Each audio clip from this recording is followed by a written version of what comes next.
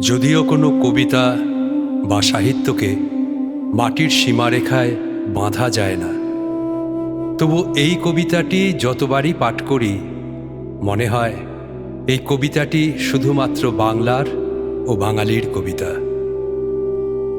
জীবনানন্দ দাশের আবার আসিব ফিরে, আবার আসিব ফিরে ধান সিঁড়িটির তীরে।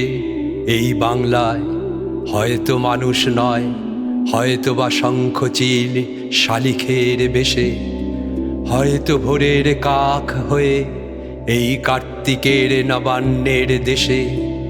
কুয়াশার বুকে ভেসে একদিন আসিব এ কাঁঠাল ছায়ায়, হয়তো বা হাঁস হব কিশোরীর ঘুঙুর বহিবে লাল পায়ে। সারাদিন কেটে যাবে কলমির গন্ধ ভরা জলে ভেসে ভেসে, জলঙ্গির ঢেউয়ে ভেজা বাংলার এই সবুজ করুণ ডাঙায়।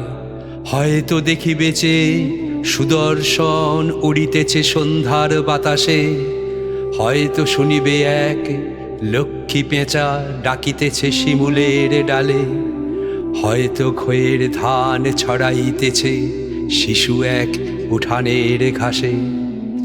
রূপসার ঘোলা জলে হয়তো কিশোর এক সাদা ছেঁড়া পালে ডিঙা বায়। রাঙা মেঘে সাঁতরায়ে অন্ধকারে আসিতেছে নীরে, দেখিবে ধবল বক আমার এই পাবে তুমি ইহাদের ভিড়ে।